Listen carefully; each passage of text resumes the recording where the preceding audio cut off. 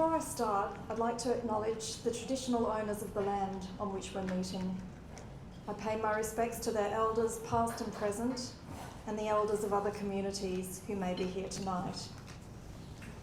It's great to be here for the Global Accounting Hall of Fame induction dinner.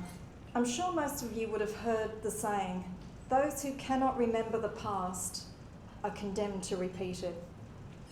Although it's a well-known quote, it seems to me that not enough people in business observe this warning. One would have thought that after Hayne's damning Royal Commission into banking, lessons would have been learned beyond the sector. Sadly, not always so. My recent exposé into the cosmetic surgery industry, where greed, a lack of ethics, poor governance, and a blatant disregard of the most basic rules and regulations, a virtual rerun of the banking scandal, demonstrates quite clearly not much has been learned. Profit again was put before people. As an investigative journalist, shining a light on corporate wrongdoings is what I do. It's a profession that's tremendously rewarding and fulfilling. Some may choose to call it a vocation. My husband, Christian, might call it an obsession. Most importantly, however, it holds the rich and powerful to account and gives a voice to the voiceless, sometimes the most vulnerable and marginalised in the country, in the community. I'm sure Ben Butler and Sarah Dankert, two amazing investigative journalists here tonight, will agree when I say public service journalism is a vital part of healthy democracy. In the age of highly partisan news, good journalism matters more than ever. As a past inductee to the Hall of Fame, I feel I'm among friends who understand the vital role that investigative journalism plays in the functioning of a free and open society. The 2019 Hall of Fame Award was awarded for my investigations into the banking sector, which helped trigger a Royal Commission and a number of recommendations. Sadly, not all those recommendations were carried out, and some of the legislation was watered down. Nevertheless, the fallout was profound. Compensation was paid to victims. There was a clean out of senior management ranks. Banks sold their financial planning and life insurance arms, and there was an overhaul of compliance and governance. All good and necessary changes. The public lost trust in the banks because they lost their sense of ethics and good corporate governance. The social contract that had hitherto guided the banks went the same way as the Titanic. This failure in ethics and governance is a common theme in many of my investigations. My work and the work of other journalists will continue for as long as individuals and organisations don't learn the lessons of history, which are simple enough. You won't get away with it in the long run. More recently, my attention has turned to the health sector, which is run by dozens of regulators, but most of them aren't fit for purpose. The corporatisation of some parts of this vast sector has been driven by greed, with patients seen as walking ATMs. In the case of cosmetic surgery, it's worth more than $1.4 billion a year. If you throw in hair laser, Botox and fillers, and we're talking billions of dollars. Like the other investigations, the stories have been difficult to tell, largely due to powerful vested interests and an abundance of lawyers.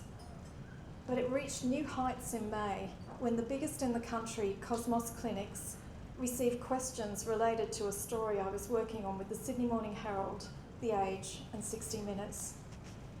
Instead of responding, they ran to court hoping to kill it. The Supreme Court's Justice Rothman decided against us. We were ordered to hand over all draft copies of the stories and the draft 60 Minutes by 9 a.m. the next day. The order was made without knowing the contents of the story. Everyone was in shock that a court could allow this to happen. It was an unprecedented attack on the media to report a matter that was of public interest. We sought a stay on the order so we could appeal the case. And we did this for a multitude of reasons. firstly, source protection, and secondly, to preserve the integrity of the stories, something that would be severely compromised if a plaintiff and their lawyers were allowed to view draft copies and either injunct them or request deletions. Unsurprisingly, it received a lot of coverage in the media. New South Wales politician Abigail Boyd made a passionate speech in Parliament warning what was at stake.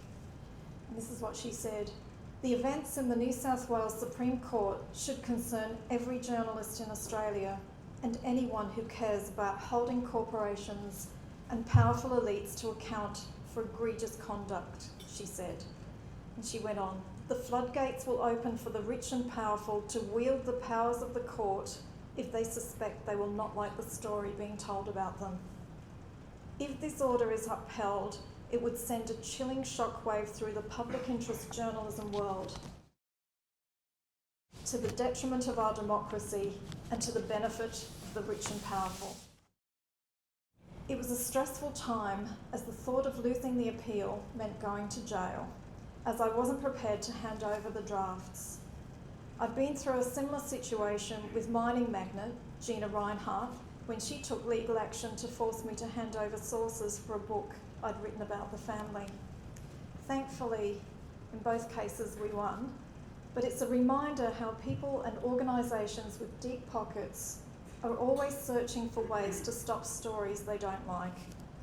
As I said, if we'd lost, it would have been a major blow to journalism. And while the legal action with Cosmos Clinics was going on, there was even more happening behind the scenes. Disturbingly, during the 3 weeks the story was held up in the courts, 2 patients ended up in hospital with post-surgery complications after cosmetic surgery procedures at Cosmos Clinics in Sydney. It was a timely reminder why these stories are important. During those same few weeks, a lot of unorthodox tactics were also going down. To give an insight into how crazy it got, one 60 Minutes employee who had a past association with the founder of Cosmos started receiving texts from the founder. "Are you still at 60 Minutes?" he asked. In another, "Hey, I'm reaching out to you as a dear friend. You're someone we've let into our home, someone who's shared our highs, our wedding, our lows, Dad's death. Don't think we haven't forgotten you. Please call me. I need your help."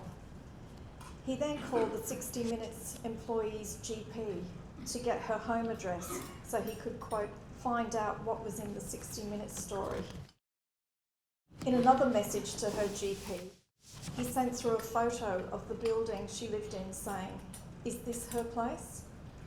Patients were contacted, and in one case, a patient's priest called her after the founder's priest had reached out to try and get her to settle. It was an absolutely extraordinary effort to spike a story. The other cosmetic surgery group I investigated, the Daniel Lanza Clinics, also used legal action to try and crush the stories. They rushed to the court with an injunction, which thankfully failed. They also targeted the whistleblowers to try and get them to back down. The stories expose serious and dangerous flaws in the system that allow a doctor with a basic medical degree to call themselves a cosmetic surgeon and perform complex surgeries, including facelifts, tummy tucks, with minimal training. There are courses where it can take 15 hours to learn how to do a facelift. The Lanza Clinics showed how health authorities give up to 6 weeks' notice of an audit, which allows practitioners to make the facilities look shipshape. These types of stories need to be told. People need to be informed so they can make decisions that are in their best interests. They've had an impact. The laws into who can call themselves a surgeon are being reviewed, and the regulators have imposed some conditions on the doctors that were caught doing the wrong thing. And in the case of the Lanza Clinics, a class action has been filed in the Supreme Court with more than 820 patients so far registering. But my work as an investigative journalist would not get very far without whistleblowers. They put everything on the line to reveal what's really going on. In the case of cosmetic surgery, 2 nurses from the Lanza clinics, Justin Nixon and Lauren Hewish, bravely spoke up about shocking practices, including safety and hygiene issues, nurses doing liposuction, which is illegal, expired medication used on patients to cut costs, and inappropriate aftercare. I actually got sent a photo last week of a patient getting aftercare in the car park of the Lanza clinics while the clinic was under renovation. She had a walker next to her and had been plonked next to the bins, including a biohazard bin with human fat and other body parts rotting in the sun. This is a serious risk infection, and this is the sort of aftercare that was exposed. Others have come forward about Medicare, a story that exposed deep flaws in our universal healthcare system that was set up decades ago as an honour system with few checks and balances and a regulator that isn't just unfit for purpose, but the powerful medical union, the AMA, has veto over who runs it. And that's in the law.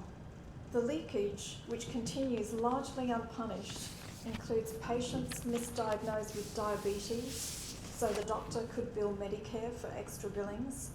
Some were charging Medicare for dead people in aged care homes. Some eye surgeons were injecting medicine in patients' eyes more frequently than they should to claim Medicare items. There's lots of errors because it's a complex system and there's over-servicing. It matters because Medicare is taxpayers' money.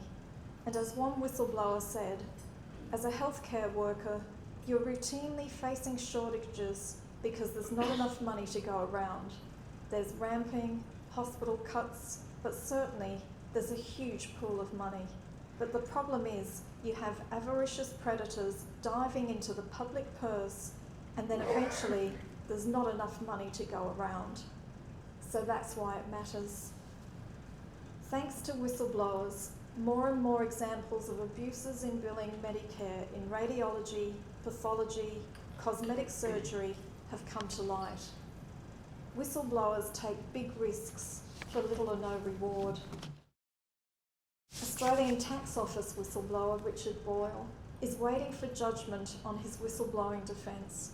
If he loses, the case will commence before a jury with the real possibility of decades in jail. It's a mind-boggling long time. He's an amazingly brave person. How many people do you know who'd make such a sacrifice?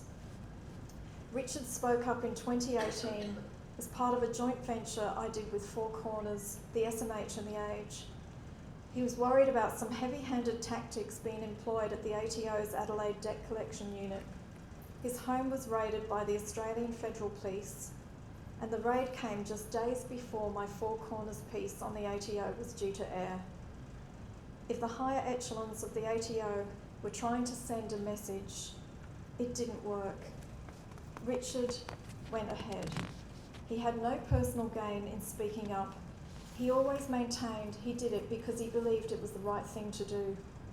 2 months after charges were laid, the Inspector General of Taxation released a report that vindicated Richard Boyle, finding that problems did arise in certain localised situations for a limited period, particularly at Adelaide's local ATO site. And so we wait and hope that the Attorney-General, Mark Dreyfus, will intervene and bring an end to the case. We also hope the government will introduce better protections for whistleblowers instead of persecuting the likes of Richard Boyle and David McBride.